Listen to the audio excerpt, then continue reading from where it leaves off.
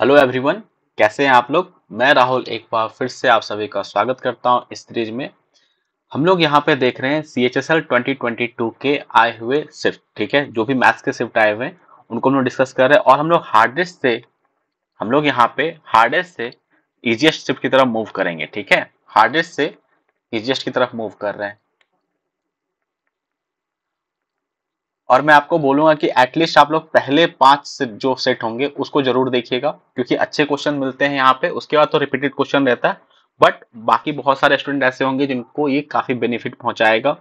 Okay, जो भी आपके आने वाले एग्जाम है उसके लिए काफी इंपॉर्टेंट होता है, क्योंकि आपको पता है कि SSC या किसी भी एग्जाम में जो प्रीवियस ईयर का क्वेश्चन होता है वो काफी मायने रखता है, काफी उससे क्वेश्चन रिपीट होते हैं और आपको नए कॉन्सेप्ट या जो भी पुराने कॉन्सेप्ट को रिवाइज करने में अच्छा रहता है और क्या इंपॉर्टेंट रहता है एग्जाम पॉइंट ऑफ व्यू से वो भी आपको पता चलेगा। ठीक है, ओके, तो स्टार्ट करते हैं इस सीरीज को।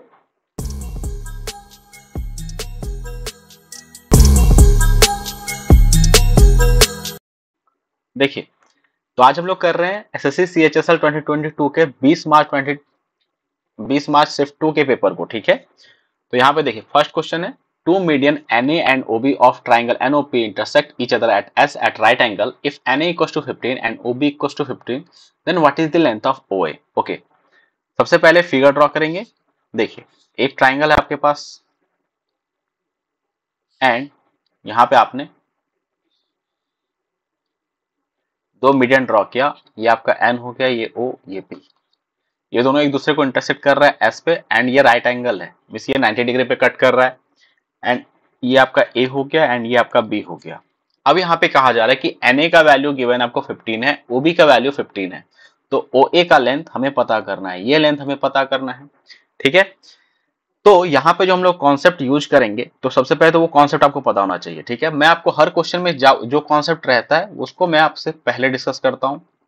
ठीक है, जैसे अगर एक मीडियन हो, आपने यहाँ पे एक मीडियन ड्रॉ किया, ठीक है, और ये पॉइंट मान लीजिए सेंट्रॉइड है, तो ये सेंट्रॉइड जो होता है एक मीडियन को दो जो रेशियो डिवाइड करता है, ये मान लीजिए A है, ये BC एंड ये D। तो AG इज टू GD का जो रेशियो होता है ये आपका 2:1 का रेशियो होता है, ये आपका 2:1 का रेशियो होता है।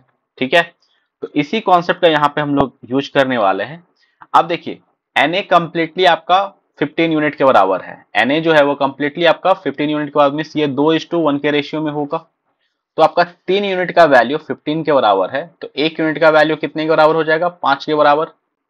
तो यहाँ पे 1 यूनिट है तो ये वैल्यू कितने के बराबर होगा, ये आपका 5 सेंटीमीटर हो जाएगा।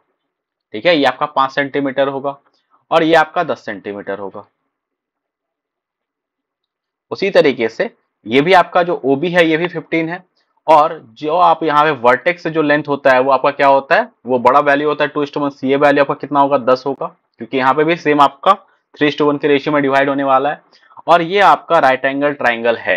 इन ट्राइंगल SAO जो है ये आपका क्या है, राइट एंगल ट्राइंगल है। तो यहाँ पे पाइथागोरस थ्योरम हम लोग यूज करेंगे एंड OA का जो वैल्यू होगा वो कितने के बराबर होगा, 5 स्क्वायर प्लस 10 के स्क्वायर के। तो ये वैल्यू होगा √125, ये आएगा 5√5 के बराबर। ओके, ऑप्शन 1 यहाँ पे करेक्ट है।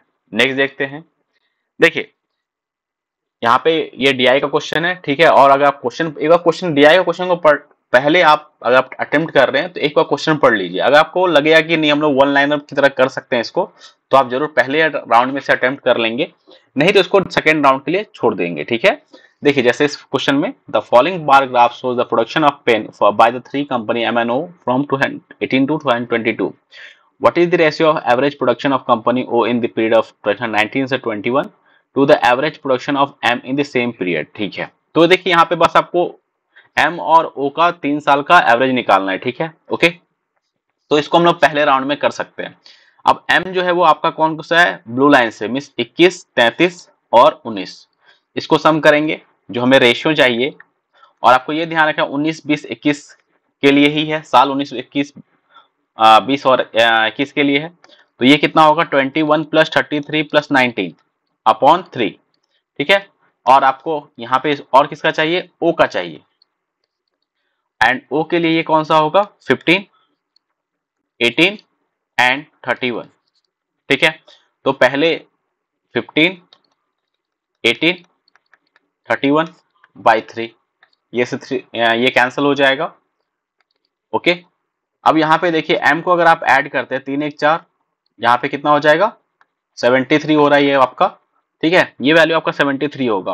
और हमसे उल्टा पूछा गया है, O बाई एम का वैल्यू पूछा गया है। अगर आप O बाई एम देखेंगे तो m जो है वो 73 किसी और ऑप्शन में नहीं, यहाँ पे ऑप्शन 1 में ही सिर्फ मैच कर रहा है। तो यहीं से आप डायरेक्टली कह सकते थे कि हमारा ऑप्शन 1 आंसर होगा। बट इसका सम करेंगे तो ये कितना होगा आपका 8 5 13 1 14 और यहाँ पे 6 64, मीन्स ये आपका कितने के बराबर होगा 64/73।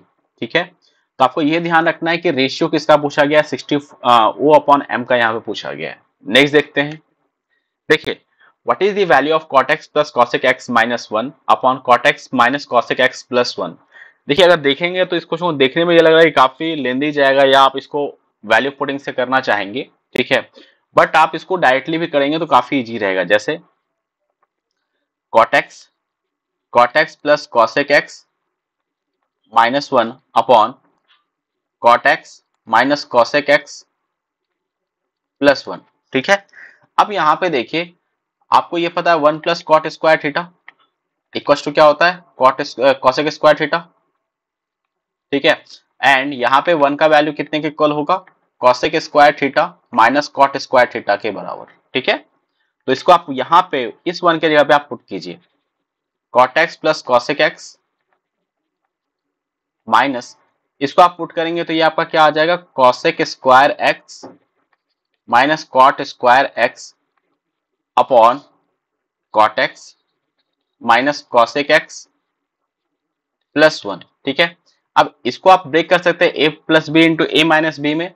तो यहाँ पे देखिए कॉट एक्स यहाँ पे जब करेंगे तो cosec x plus cot x एक टर्म आएगा, और यहाँ पे भी आपका एक टर्म क्या है cot x plus cosec x, तो इसको आप कॉमन ले सकते हैं। तो cot x plus cosec x को आप कॉमन ले लीजिए, रिमेनिंग क्या बचेगा यहाँ से इस वाले टर्म से 1 आएगा माइनस, फिर यहाँ से देखिए cosec x minus cot x आएगा। तो अब यहाँ पे माइनस साइन से मल्टीप्लाई करना है तो यहाँ पे क्या होगा माइनस कॉसेक एक्स हो जाएगा एंड ये प्लस कॉट एक्स में कन्वर्ट होगा। Okay, upon cot x minus cosec x plus 1। ठीक है, ये आ जाएगा। अब देखिए आपका ये टर्म और ये टर्म से ये कैंसिल होगा, ये कंप्लीटली सेम टर्म है। तो हमारे पास क्या आने वाला है कॉटेक एक्स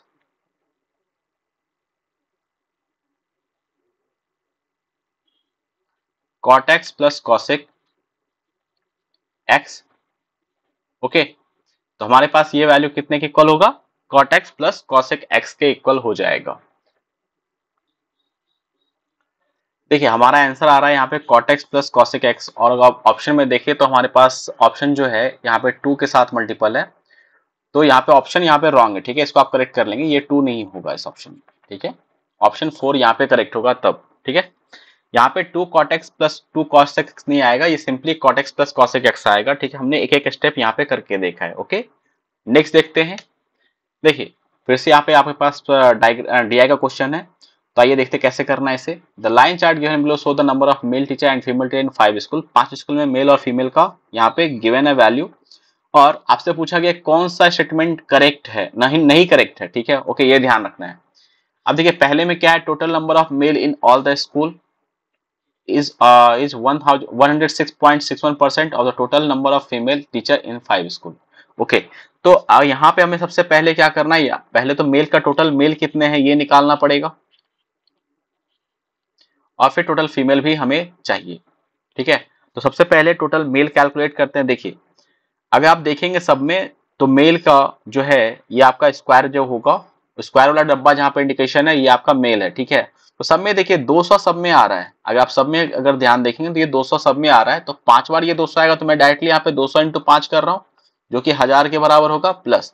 अब यहाँ पे कीजिए 60 plus 80 140 plus 70 210 210 plus 50 260 plus 30 260 plus 30 290। ठीक है, 290, तो ये आपका कितने के बराबर हो गया 1290 के बराबर हो गया। उसी तरीके से अब हम लोग टोटल फीमेल निकालेंगे। अब ये टोटल फीमेल अगर हम लोग यहाँ पे देखें तो यहाँ पे इसमें भी देखिए सब में आपको 200 दिख रहा होगा। ठीक है, तो ये आपका 1000 प्लस 80 प्लस 70 150 प्लस 20 170 प्लस 180 यहाँ पे 210 हो जाएगा। ठीक है, 30 प्लस 40 60, 60 यहाँ पे 130, हाँ 210, तो ये आपका कितना 1210 हो गया। अब कह रहा है कि मेल जो है वो मेल का और फीमेल जो है इसका अगर परसेंटेज निकाले तो ये कितना 129/121 इंटू 100। ठीक है, इसको अगर आप डिवाइड करते हैं तो ये वैल्यू कितने के इक्वल होगा, देखिए एक बार में करेंगे यहाँ पे 121, 8 आएगा, यहाँ पे 0 आएगा, फिर 0, यहाँ पे 0, फिर अगर यहाँ पे हम लोग 6 टाइम में लेंगे, 7 लेंगे तो ज्यादा हो जाएगा। ठीक है, 6 टाइम में ये लेंगे 6, 72, यहाँ पे आएगा 74, फिर यहाँ पे आप डेसिमल पुट करेंगे 0 आएगा, 6 टाइम में ये डिवाइड हो जाएगा। ठीक है, 726, तो 6 4 10, यहाँ पे 1 एंड 0, तो ऑलमोस्ट यहाँ, तो आपका ये ऑप्शन तो करेक्ट है, ऑप्शन 1 यहाँ पे करेक्ट है। ठीक है, अब ऑप्शन 2 आपको चेक करना है। अब यहाँ पे क्या कहा जाए, number of female teacher in school E is 11.73% more than the number of male teacher in school I. E में आपको यहाँ पे पहले तो फीमेल देखना है, ई में आपको फीमेल टीचर कितनी है, ये आपका 280 के बराबर है। ठीक है, ई में फीमेल टीचर की संख्या ये आपका 280 के बराबर है। ठीक है, एंड आई में आपका मेल टीचर कितना है, आई में आपका मेल जो है वो 230 के बराबर है।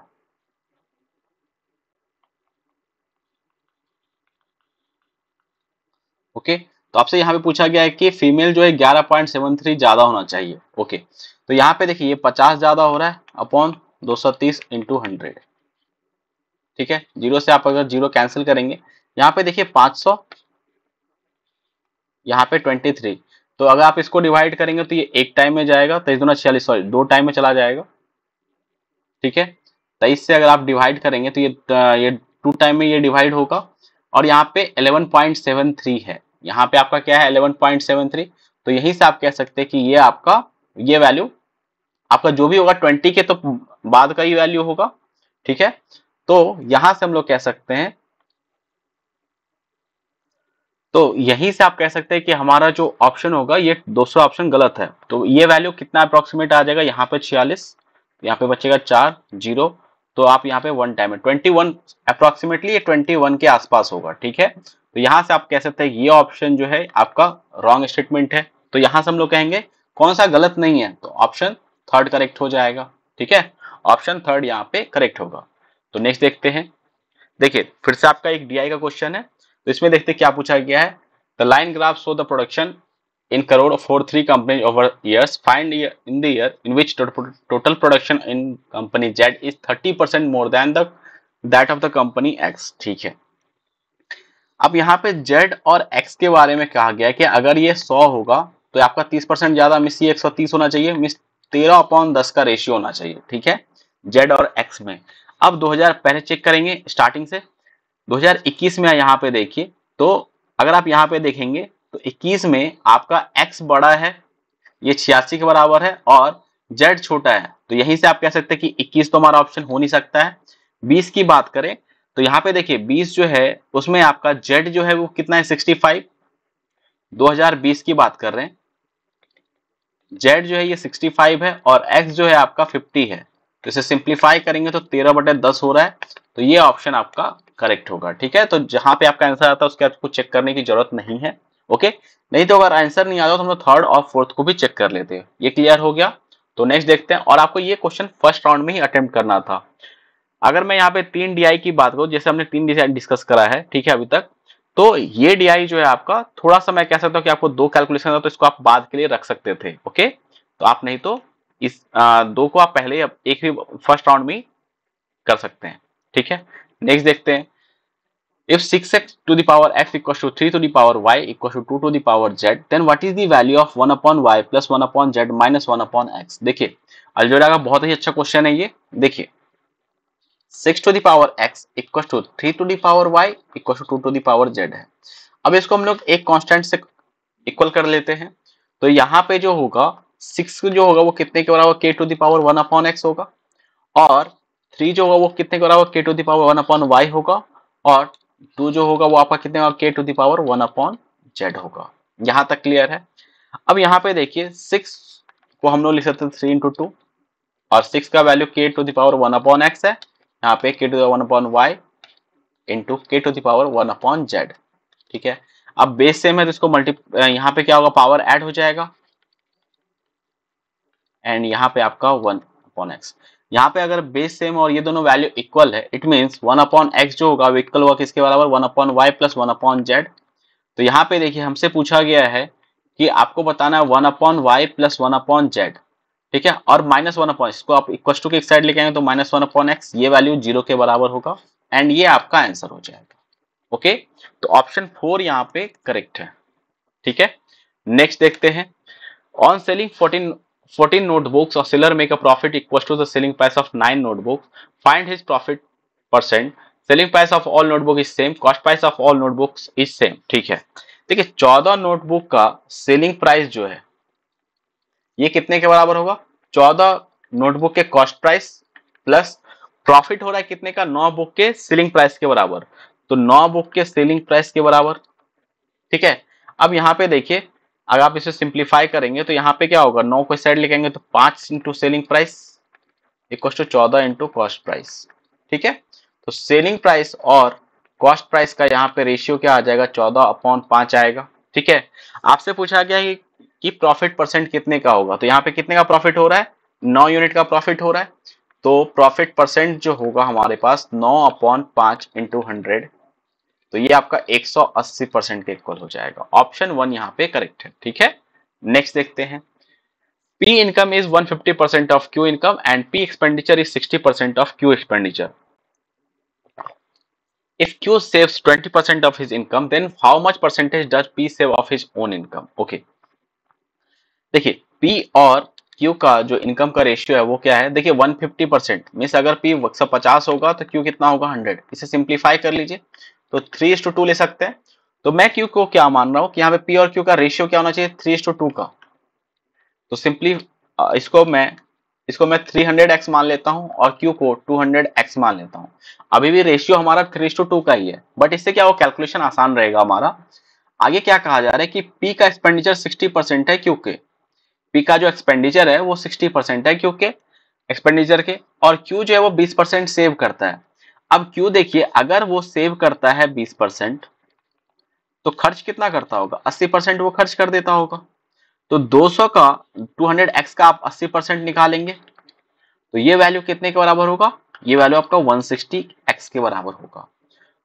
अभी हम लोग क्या कर रहे हैं, एक्सपेंडिचर के बारे में बात कर रहे हैं, और आपको एक इंफॉर्मेशन और गिवन है कि एक्सपेंडिचर जो है P का वो 60% है Q का।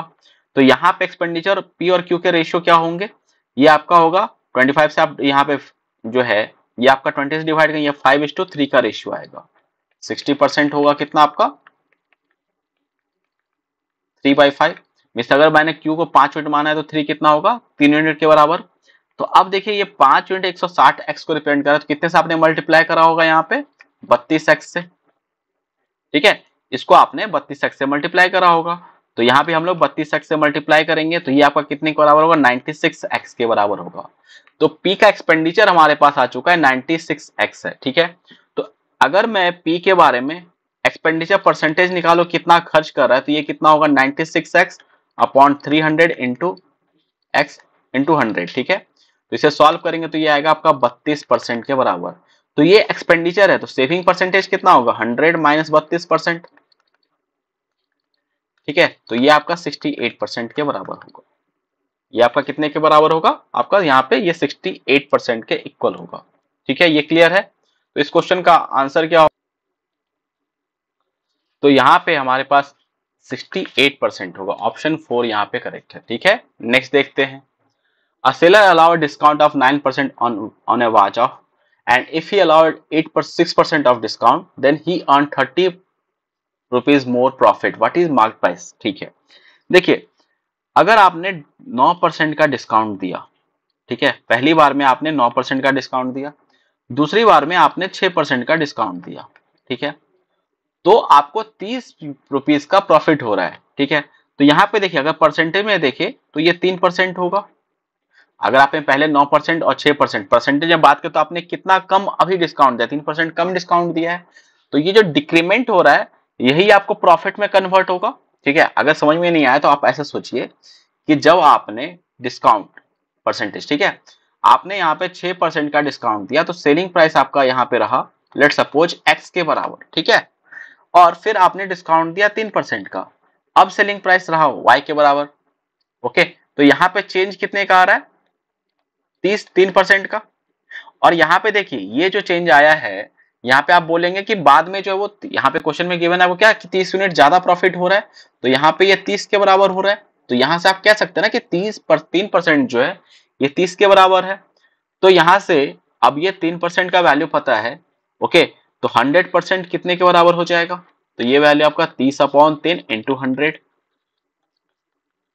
तो ये आपका 1000 के बराबर होगा। और ये 100% क्या रिप्रेजेंट कर रहा है, देखिए डिस्काउंट आप किस पे देते हैं, मार्क प्राइस पे डिस्काउंट देते हैं। तो अगर आप 100% का डिस्काउंट है तो किस पे डिस्काउंट दे रहे हैं, आप अपने मार्क प्राइस पे दे रहे हैं, तो वही वैल्यू तो आपका मार्क प्राइस होगा। तो इट मींस ये आपका ऑप्शन 2 आंसर हो जाएगा। ओके, ठीक है, नेक्स्ट देखते हैं। mx is the median of triangle MNO, y is the center of triangle MNO, if yx equals to 12 then what is the length of mx। Okay, तो हमने अभी मीडियन पे ही डिस्कस किया था फर्स्ट क्वेश्चन, तो यहाँ पे भी मीडियन का ही क्वेश्चन है, देखते हैं। MNO एंड y यहाँ पे सेंट्रॉइड है, mx का लेंथ पूछा गया है, ये आपका मीडियन है एंड y यहाँ पे सेंट्रॉइड है। यहाँ पे आपके पास xy का वैल्यू गिवन है, ये 12 के बराबर है। और मैंने आपके साथ डिस्कस करा है कि ये यहाँ पे आपका my/yx का जो रेशियो होगा ये कितने के बराबर होगा, ये आपका 2:1 के बराबर होगा। अब 1 यूनिट 12 के बराबर है, 2 यूनिट कितने और 24 के बराबर, तो टोटल लेंथ कितने का हो जाएगा, 24 + 12, तो ये कितना हो जाएगा आपका टोटल, सम कर देंगे तो ये आपका क्या आएगा, mx का वैल्यू जो कि 36 के बराबर होगा। ऑप्शन 2 करेक्ट है। ठीक है, तो आपको ये सब सारे क्वेश्चन पहले राउंड में ही कंप्लीट करना है। ठीक है, देखिए cos x का वैल्यू यहाँ पे पता है 9/13 है, तो आपको cosec x का वैल्यू पता करना है, तो इजीली कर सकते हैं। बस आपको यहाँ पे देखिए अगर ये एंगल x है तो यहाँ पे cos x क्या होगा, 9 यहाँ पे ये 13 होगा, तो ये वैल्यू कितना होगा, 13 का स्क्वायर 169 माइनस 9 का स्क्वायर 81, तो इसे सॉल्व करेंगे तो यहाँ पे 88 रूट आ जाएगा, तो ये आपका कितना हो गया, ये आपका हो जाता है अगर देखें तो 2√22। अगर आपसे cosec x पूछा गया है, cosec x अगर पूछा गया है तो ये कितने, और 13/2√22।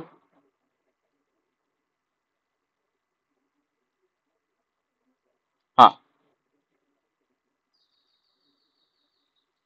13/2√22 हो जाएगा। ओके, ये क्लियर हो रहा है। तो यहाँ पे अगर ऑप्शन देखें तो 13/2√2, देखिए एक भी ऑप्शन मैच नहीं कर रहा, तो यहाँ पे √2 से आप ऊपर नीचे मल्टीप्लाई कर दीजिए, क्योंकि यहाँ पे 44 है, तो ये वैल्यू कितने के बराबर हो जाएगा, 13 इंटू √22/22 का √2 22 हो जाएगा, इंटू 244 के बराबर। तो ऑप्शन 1 यहाँ पे करेक्ट होगा। ठीक है, नेक्स्ट देखते हैं। Tangent drawn from point y touches the circle at x. O is the center of this circle. If OY is 50 centimeter and XY is 40 centimeter, then what will be the radius of this circle? ठीक है, देखिए एक circle आपने draw किया, यहाँ पे एक tangent draw कर दिया x पॉइंट पे, एंड ये पॉइंट से आप टेंजेंट ड्रॉ कर रहे हैं, और ये मान लीजिए इसका सेंटर है। ठीक है, तो यहां से ये O हो गया, और OY का लेंथ, ये लेंथ आपको पता है ये कितने के बराबर है, ये 50 के बराबर गिवन है। ठीक है, तो मैं रेडियस को R मान लेता हूं, तो ये भी आपका लेंथ R होगा, तो इससे इतना लेंथ कितना होगा, ये आपका 50 माइनस R होगा, और ये कंप्लीट लेंथ कितना हो जाएगा, यहां से यहां तक, अगर हम लोग यहां से यहां तक की बात करें तो ये कंप्लीट लेंथ कितना होगा, 50 + R होगा। ठीक है, और मैंने आपको इसी सेट में, ठीक है, जब हम लोग प्रैक्टिस सेशन करते हैं जिसमें हम लोग इंपॉर्टेंट, उसमें मैंने बताया था आपको कि जो यहाँ पे फॉर्मूला यूज होता है वो क्या होता है, XY² equals to OY, sorry ये मान लीजिए आपका पॉइंट Z है, YZ इंटू, और ये पॉइंट मान लीजिए M है, YM के बराबर। ठीक है, तो XY का स्क्वायर, और ये वैल्यू आपको निकालना, यहाँ पे ये गिवन है 40 है। ठीक है, तो 40 इंटू 40, एंड यहाँ पे आपका कितना हो गया, 50 माइनस R इंटू YM आपका 50 + R, यहाँ पे 50 स्क्वायर तो 25 का 100 हो जाएगा, माइनस R स्क्वायर, यहाँ पे ये 1600 होगा, तो आर का वैल्यू से सॉल्व करने पे ये 30 आएगा। ठीक है, आर का वैल्यू 30 आ जाएगा। आज से पूछा गया रेडियस ऑफ सर्कल कितना होगा, तो 30 हो जाएगा। ओके, नेक्स्ट देखते हैं। देखिए, A alone can make a table in 30 days, B alone can make it in 15 days. B started the work alone and work for 8 days. In how many days A alone can finish the remaining work? ठीक है, देखिए A जो है वो किसी काम को 30 दिन में पूरा कर देता है, B जो है वो कितने दिन पूरा कर रहा है, 15 दिन में कर रहा है। तो मान लेते हैं टोटल वर्क कितना है, यहाँ पे हमारे पास 30 यूनिट का टोटल वर्क है। ठीक है, तो और आपको पता है इफिशियंसी इक्वल टू क्या होता है, वर्क अपॉन टाइम होता है। ठीक है, ओके, तो यहाँ पे देखिए ए का इफिशियंसी कितना हो जाएगा, इफिशियंसी अगर हम लोग निकाल रहे हैं ए का इफिशियंसी कितना होगा, 30 अपॉन 30 एक के बराबर।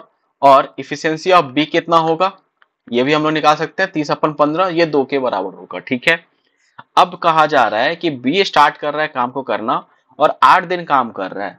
अब आपको एक दिन का पता है, तो 8 दिन में ये कितना काम करेगा, ये 8 डेज में कितना काम करेगा, एक दिन में 2 काम कर रहा है, तो 8 दिन में आपको 8 इंटू 2 16 वर्क कर लेगा। तो रिमेनिंग कितना वर्क बचा, 14 वर्क यहाँ पे बचा, ये 14 वर्क करना है। तो अब ए जो है इस 14 वर्क को करने में कितना टाइम लगेगा इसको, क्योंकि एक दिन में एक काम कर रहा है तो 14 दिन में ये पूरा काम कर लेगा। तो ऑप्शन 2 यहाँ पे करेक्ट है। ठीक है, नेक्स्ट देखते हैं। In a what ratio tea of rupees 60 per kg should be mixed with tea of 70 per kg so that on selling the mixture at rupees 80 per kg there is a profit of 25%। ठीक है, तो हम लोग इस question को allegation से solve करेंगे। और देखिए आपको यहाँ पे ध्यान क्या रखना है, जो एलिगेशन लगाते हैं सेम यूनिट पे लगाते हैं, मीन्स अगर आप कॉस्ट प्राइस ले रहे हैं तो सारे जगह आपको कॉस्ट प्राइस ही लेना है। ठीक है, तो देखिए यहाँ पे दो तरीका T1 है और T2 है। ठीक है, तो इसका जो प्राइस है वो कितना है, 60 रुपीज पर केजी, एंड इसका जो कॉस्ट प्राइस है वो कितना है, 70 रुपीज पर केजी। जब आप इसको मिक्स करके बेच रहे हैं तो 25% का प्रॉफिट हो रहा है और आपको यहाँ पे सेलिंग प्राइस पता है। तो अब जब बेचने पे हमें क्या चाहिए, कॉस्ट प्राइस लेना है। यहाँ पे एलिगेशन लगाते वक्त हमें कॉस्ट प्राइस चाहिए। तो देखिए 25% जो होता है आपका कितना होता है, 1:4 होता है। मीन्स अगर 4 यूनिट का कोई सामान था तो आपको उसको बेचा कितने में, 5 यूनिट में। ठीक है, अब ये 5 यूनिट का वैल्यू आपको पता है 80 के बराबर, तो आपने 16 से मल्टीप्लाई करा। तो यहां भी आप इसमें 16 से मल्टीप्लाई करेंगे तो ये कितना हो जाएगा, 16 चौका 64 के बराबर। मीन्स जब मिक्सचर है उसको आपने 64 रुपीज पर केजी के हिसाब से बेचा है। ओके, तो यहाँ पे एलिगेशन लगाएंगे तो ये वैल्यू 70 माइनस 64 करेंगे तो ये कितना होगा, 6 के बराबर। और 64 माइनस 60 करेंगे तो ये वैल्यू कितने होगा, 4 के बराबर। ठीक है, तो अब एलिगेशन लगाने के बाद जो ये वैल्यू आता है ये हमें क्या बताता है कि T1 और T2 से आप क्या क्वांटिटी ले रहे हैं उसका रेशियो। ठीक है, तो आप यहाँ पे सिंप्लीफाई करेंगे तो ये 3:2 का रेशियो होगा, एंड यहाँ पे ऑप्शन 4 करेक्ट है। ओके, तो नेक्स्ट क्वेश्चन देखते हैं। a plus b equals to 24 and 8ab equals to 256, then what is the value of 3a square plus 3b square। ठीक है, देखिए अगर आप यहाँ पे देखें तो आपका जो भी आंसर होगा 3a square plus 3b square है। ठीक है, तो यहां से जो भी आपका आंसर आना चाहिए वो आपका 3 का मल्टीपल होना चाहिए। ठीक है, इट मीन्स वो आपका नंबर 3 से डिवाइड होना चाहिए। तो अगर आप यहाँ पे देखें 4 2 6 1 7 तो ये नंबर डिवाइड नहीं हो रहा है। अगर इसको देखेंगे 5 7 1 8 ये भी नहीं डिवाइड हो रहा है। यहाँ पे देखते हैं 6 6 12 12 1 13 3 16 ये भी नहीं हो रहा है। तो यहाँ पे ये 6 5 11 3 14 1 15 ये आपका आंसर होना चाहिए। तो इसको आप ऑप्शन से भी सॉल्व कर सकते थे, बट इसको करेंगे कैसे, आपका देखिए नॉर्मली यहाँ पे देखिए आपको चाहिए ए स्क्वायर प्लस बी स्क्वायर का वैल्यू किसी तरह से पता चलना है, तो आप यहाँ पे निकाल सकते हैं। ओके, तो a प्लस बी का होल स्क्वायर हमें पता है, ये क्या होता है, A square plus B square plus 2ab के बराबर। ठीक है, तो यहाँ पे देखिए a प्लस बी का वैल्यू कितना है, 24, इसका होल स्क्वायर। हमें चाहिए ए स्क्वायर प्लस बी स्क्वायर। अब हमें 2ab का वैल्यू चाहिए, यहाँ पे हमारे पास 8ab का है, इसको 4 से डिवाइड कर देंगे तो 256 अपॉन 4 करना पड़ेगा। तो 4 से डिवाइड करेंगे तो ये कितना होगा आपका, ये आपका 64 के बराबर होगा। ओके, 64 के इक्वल होगा। तो यहाँ पे 576 minus 64 equal to A square plus B square होगा। ठीक है, तो ये वैल्यू कितने के बराबर हो जाएगा आपका, 500,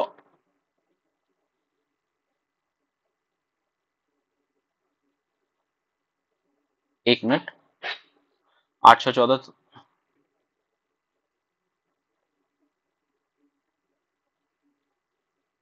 ये वैल्यू आपका 508 के बराबर हो रहा है। ओके, तो 508 ए स्क्वायर प्लस बी स्क्वायर का वैल्यू आ गया है। ठीक है, तो यहाँ पे देखिए इसको, सॉरी 508 नहीं होगा, इसे इसे करेक्ट कर लेंगे आप।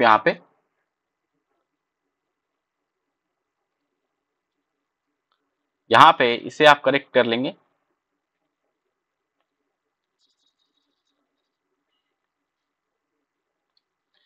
576 में से 64 सब्ट्रैक्ट करते हैं तो ये कितना आएगा, 2, यहाँ पे 1, 512 के बराबर। तो ए स्क्वायर प्लस बी स्क्वायर हमारे पास क्या आ गया, 512।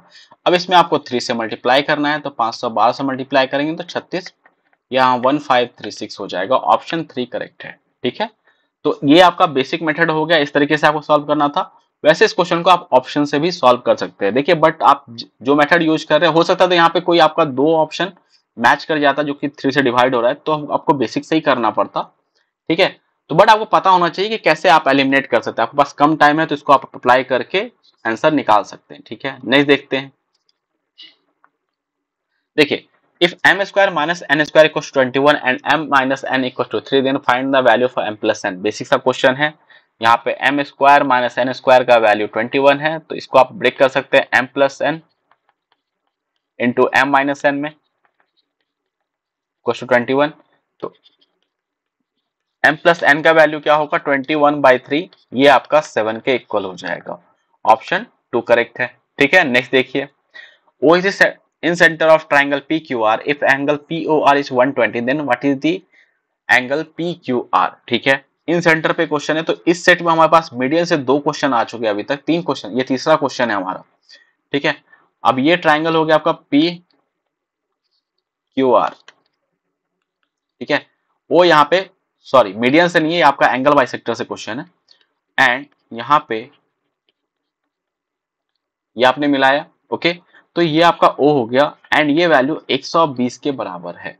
ठीक है, आपको ये पता होना चाहिए अगर ये पॉइंट इन सेंटर है, अगर ये पॉइंट O जो है इन सेंटर जब होता है, तो यहाँ पे Q और O में एक रिलेशन बनेगा। वो क्या है कि एंगल PQR का half plus 90 degree equal to angle क्या होता है, POR होता है। ये आपको फॉर्मूला याद भी रखना है।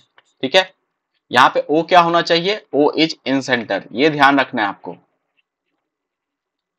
तो यहाँ पे देखिए ये वैल्यू 120 के बराबर है। ठीक है, plus 90 and angle PQR upon 2। तो यहां से आप सॉल्व करेंगे तो एंगल PQR कितना आएगा, 120 माइनस 90, 30 इंटू 2, 60 के बराबर होगा। ऑप्शन 4 यहाँ पे करेक्ट है। ठीक है, नेक्स्ट देखते हैं। देखिए कौन सा स्टेटमेंट ट्रू है हमें ये बताना है, तो इजी सा क्वेश्चन है, इसे सॉल्व करते हैं। देखिए 1/2 प्लस 1/6 प्लस 1/12। ठीक है, इसे यहाँ पे आप एलसीएम लेंगे तो 12 आएगा। ठीक है, तो यहाँ पे 6 प्लस 2 प्लस 1, तो 9/12। तो सिंप्लीफाई करने पे ये 3/4 हो रहा है, तो ये तो सही है। सेकंड देखते हैं 1/6 प्लस 1/12 प्लस 1/20। तो यहाँ पे देखिए कितना होगा आपका, 60 के बराबर एलसीएम। एलसीएम यहाँ पे आपको 60 लेना है, 60। तो यहाँ पे ये 10, यहाँ पे 5, यहाँ पे 3, तो यहाँ पे 18/60 हो जाएगा। ठीक है, तो 6 3 18 एंड यहाँ पे आएगा कितना आपका, 10 का 3/10 होगा। तो ये आपका रॉन्ग आंसर है, ऑप्शन 1 यहाँ पे करेक्ट होगा। ओके, नेक्स्ट देखते हैं।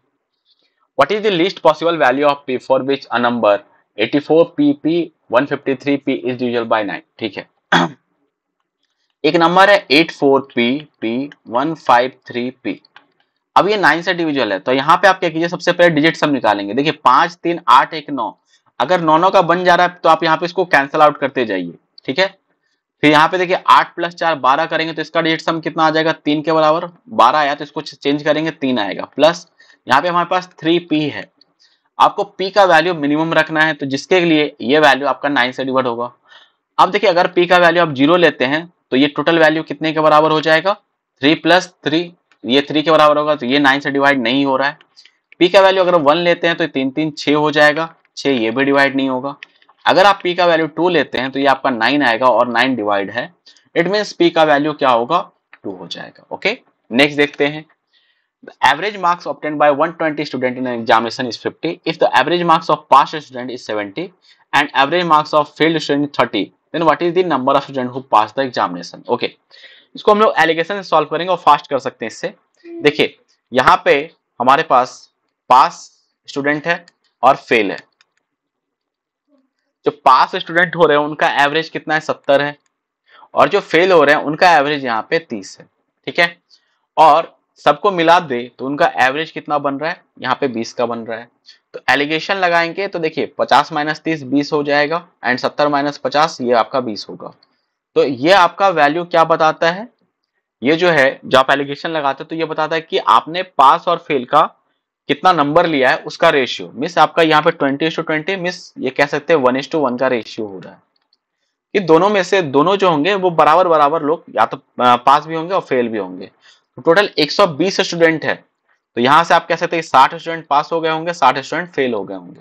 आपसे पूछा गया कितने स्टूडेंट पास हो गए, तो 60 स्टूडेंट पास हो गए। ठीक है, तो आप एक लाइन में किस तरह से क्वेश्चन को अटेम्प्ट करते हैं ये देखिए। आप इसको इस तरीके से करेंगे तो बहुत फास्ट करेंगे। ठीक है, नेक्स्ट देखते हैं। If sin m plus sin n equals to p and cos m plus cos n equals to q, then find the value of sin m into sin n plus cos m into cos n। अब जब आप इसको solve करेंगे तो एक बार आप इसके जिससे वैल्यू निकालना है उस पर आप फोकस करेंगे। आपको यहाँ पे क्या दिख रहा है, sine m into sine N. अगर आप यहाँ पे देखिए तो साइन n और साइन n का मल्टीप्लीकेशन कैसे आ सकता है, ये सोचिए। पहले आपके दिमाग में ये क्लिक करना चाहिए कि साइन m और साइन n का मल्टीप्लीकेशन कैसे आ सकता है। ठीक है, तो अगर मैं इस equation sine m plus sine n equal to p है, इसको आप स्क्वायर करेंगे तो यहाँ पे क्या आ जाएगा, अगर आप स्क्वायर कर देते हैं तो ये होगा आपका sign square m plus sign square m plus 2 into sine m into sign p, sorry ये आपका n कर दीजिए इसे।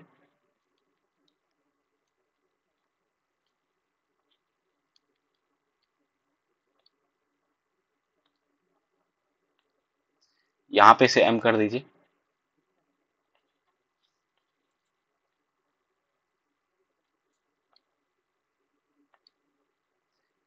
n m into sine n।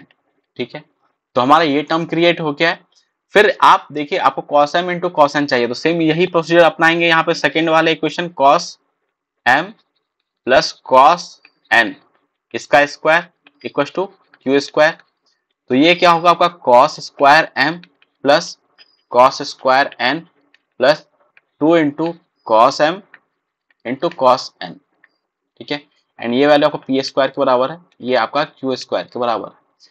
अब आप इन दोनों इक्वेशन को ऐड कर दीजिए। ठीक है, तो यहाँ पे क्या बन रहा है आपके पास sine square m plus cos square m, उसी तरीके से sine square n plus cos square n plus 2 into आपका जो आंसर चाहिए ये वैल्यू बन रहा है sine m into sine n plus cos m into cos n। ठीक है, equal to P square plus Q square. अब देखिए ये वैल्यू कितने के बराबर होगा, 1 के बराबर, एंड ये वैल्यू आपका 1 के बराबर, तो 1 प्लस 1 2 के बराबर हो गया। तो sine n into sine n plus cos m into cos n, तो ये कितना होगा P square plus Q square, 1 plus 1 2, तो यहाँ पे माइनस कर देंगे 2 अपॉन 2 हो जाएगा। ठीक है, तो ऑप्शन 1 यहाँ पे मैच कर रहा है। ओके, तो नेक्स्ट देखते हैं। देखिए next question, the sum of length of and breadth of the cuboid is 4 centimeter. The length is 3 times of breadth. If the height of cuboid is half of the sum of its length and breadth, then what is the length of surface area of the cuboid? Okay, आपको यहाँ पे length और breath का सम, length और breath का सम 4 centimetre है, और कहा गया लेंथ जो है वो 3 यूनिट है, 3 टाइम्स ऑफ ब्रेथ का। मीन्स अगर ये 1 यूनिट होगा तो लेंथ कितना होगा 3 यूनिट, और इन दोनों का सम मिला के 4 हो रहा है, तो मीन्स इसका मतलब यही हुआ कि ब्रेथ आपका 1 सेंटीमीटर है और लेंथ आपका 3 सेंटीमीटर है। ठीक है, और हाइट क्या कहा जा रहा है कि हाइट जो है इन दोनों के सम का आधा है, मीन्स 4 का आधा है, तो ये 2 के बराबर है। आपको पता है टोटल सरफेस एरिया का फॉर्मूला क्या होता है, 2 into L into B plus B into H plus H into L. तो यहाँ पे पुट कर दीजिए 2 इंटू एल इंटू बी 3 हो गया, बी इंटू एच 2 हो गया, प्लस एच इंटू एल ये आपका 6 हो गया। ठीक है, तो 6 2 8 3 11, 11 इंटू 2 करेंगे तो ये 22 के बराबर हो रहा है। ऑप्शन 3 यहाँ पे करेक्ट है। ठीक है, नेक्स्ट देखिए, फिर से हमारे पास एक डीआई का क्वेश्चन है। देखिए, आपसे पूछा गया कौन सा स्टेटमेंट करेक्ट है। एक बार आपसे पूछा गया था एक डीआई में कि कौन सा स्टेटमेंट करेक्ट नहीं है, और इसमें पूछा गया करेक्ट। तो इस पे आपको क्वेश्चन को ध्यान से देखना है। ठीक है, इसे पूछा गया ratio of population of S1 to the population of S2 in Y1 year is 3:1। यहाँ पे देखिए Y1 में S1 अपॉन S2, S1 कितना है 300 और ये आपका S2 कितना है 600, तो ये आपका कितना 2:1 का यहाँ पे 1:2 का रेशियो बनेगा, और ये 3:1 का रेशियो गिवन है। तो यहाँ से आप डायरेक्टली कह सकते हैं ये गलत है।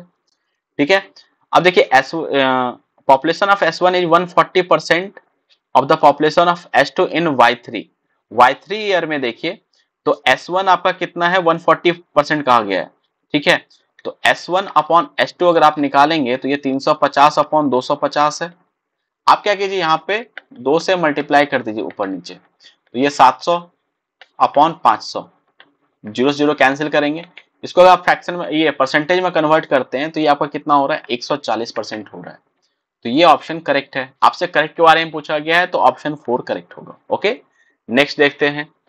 अ train of length 300 metre cross a train 20 second, find the cross another train of the same length travelling in opposite direction in 25 second, what is the speed of train. ठीक है, देखिए एक ट्रेन है, इसका length आपको 300 metre पता है। अब यहाँ पे एक ट्री है, ठीक है, अब इसका लेंथ हम लोग नेग्लिजिबल मान के चल रहे हैं कि इसका लेंथ कुछ नहीं है। ठीक है, अब जब इसको क्रॉस करेगा तो उसमें 20 सेकंड का टाइम लग रहा है। तो ये डिस्टेंस कितना कवर किया, अगर आप ध्यान से देखेंगे तो ये मान लीजिए एक आपका ट्री है, यहां से ये क्रॉस करना स्टार्ट करेगा। ठीक है, जब इसका पीछे वाला पोर्शन जो है यहां पहुंच जाएगा तो ये कंप्लीटली क्रॉस कर गया ट्री को। तो कवर कितना किया, इसके इनिशियल पॉइंट से स्टार्ट किया और इसके पीछे वाले पॉइंट तक, मींस टोटल डिस्टेंस जो कवर हुआ वो ट्रेन के लेंथ के बराबर कवर हुआ। तो distance equal to speed into time होता है। तो यहाँ पे डिस्टेंस कितने का 300, स्पीड हमें पता नहीं है, टाइम पता है 20, तो स्पीड कितना हो जाएगा 15 मीटर पर सेकेंड। इस ट्रेन का जो स्पीड है ये कितना आ गया 15 मीटर पर सेकेंड। अब दूसरे केस में क्या हो रहा है, एक यहाँ पे ये ट्रेन हो गया, ठीक है, ये मान लीजिए इस तरह से जा रहा है। दूसरा एक ट्रेन है जो इसके अपोजिट डायरेक्शन में मूव कर रहा है। ओके, इसका लेंथ और इसका भी लेंथ दोनों का सेम है 300 मीटर, और ये भी 300 मीटर का है। ठीक है, ये इधर से जा रहा है। अब ये पता आपको ये 15 मीटर पर सेकेंड के स्पीड से चल रहा है, इसे मान लेते हैं x के बराबर। अब जब ये दोनों एक दूसरे को क्रॉस करेगा तो यहाँ पे देखिए ये जो टोटल डिस्टेंस कवर करेगा वो कितना करेगा, इन दोनों के लेंथ के सम के बराबर। तो टोटल डिस्टेंस जो यहाँ पे होगा वो कितना होगा आपका 300 प्लस 300। ठीक है, तो दोनों का लेंथ को हम लोग सम कर देंगे। ठीक है, अब देखिए यहाँ पर रिलेटिव स्पीड लगाएंगे, तो रिलेटिव स्पीड जब अपोजिट डायरेक्शन में लगाते हैं तो क्या होता है, दोनों को आपको सम करना, दोनों स्पीड को सम करेंगे। मींस यहाँ पे क्या होगा 15 प्लस x के बराबर, इनटू टाइम कितना लग रहा है 25 सेकंड के बराबर लग रहा है। ठीक है, तो 600 बटे 25 इंटू 15 प्लस एक्स, तो यहाँ पे ये वैल्यू कितने के बराबर होगा 24 के बराबर होगा। x का वैल्यू यहाँ से क्या आ जाएगा 9 आएगा, x का वैल्यू क्या आएगा 9 आएगा, 9 मीटर पर सेकेंड। ऑप्शन 1 करेक्ट है। ओके, नेक्स्ट देखते हैं। A certain sum become 4 times of itself in 5 years at rate of simple interest. In 15 years, it will become how many times of itself at the simple rate of simple interest? Okay, देखिए principal plus interest ये करेंगे तो amount आने वाला है। अब देखिए ये कहा जाए कि सम जो है वो 4 टाइम हो रहा है 5 साल में। तो अगर मान लेते हैं 1 यूनिट आपका प्रिंसिपल है तो वो 5 साल में कितना हो रहा है 4 के बराबर, तो इंटरेस्ट कितना जनरेट हुआ होगा 3 यूनिट के बराबर। ठीक है, तो आप कहेंगे कि 5 साल में जो है इंटरेस्ट आपका कितना बन रहा है 3 यूनिट के बराबर बन रहा है। ठीक है, तो 15 साल में कितना इंटरेस्ट बनेगा, क्योंकि प्रिंसिपल में तो कोई चेंज नहीं है, तो आप बोलेंगे 15 साल में, यहाँ पे आपने 3 से मल्टीप्लाई करा तो यहाँ भी आप 3 से मल्टीप्लाई करेंगे तो ये 9 के बराबर, मीन्स 15 साल में 9 आपका यूनिट इंटरेस्ट बनेगा। ठीक है, आपसे पूछा क्या गया कितना ये बन जाएगा, तो अब देखिए principal plus interest equal to amount होगा। तो 1 यूनिट प्रिंसिपल है, 9 यूनिट आपका इंटरेस्ट आया, तो अमाउंट कितना यूनिट हो गया 10 यूनिट। तो ये जो है वो 10 यूनिट बन जाएगा 10 टाइम्स बन जाएगा अपने प्रिंसिपल का, तो ऑप्शन 1 करेक्ट है। नेक्स्ट, तो ये हमारा आज का लास्ट क्वेश्चन था। आई होप आपको ये सारे क्वेश्चन क्लियर हो गए होंगे। ठीक है, आपने कुछ नया सीखा होगा किस तरीके से आपको एग्जाम में अप्रोच रखना चाहिए। ओके, तो अगर आपको मेरा सेशन पसंद आता है तो प्लीज आप यहाँ पे वीडियोज को लाइक कीजिए, शेयर कीजिए और चैनल को सब्सक्राइब कीजिए, और दूसरे लोगों को भी शेयर कीजिए जिससे बाकी को भी फायदा हो सके। ओके, तो मिलते हैं नेक्स्ट सेशन में, तब तक के लिए थैंक यू।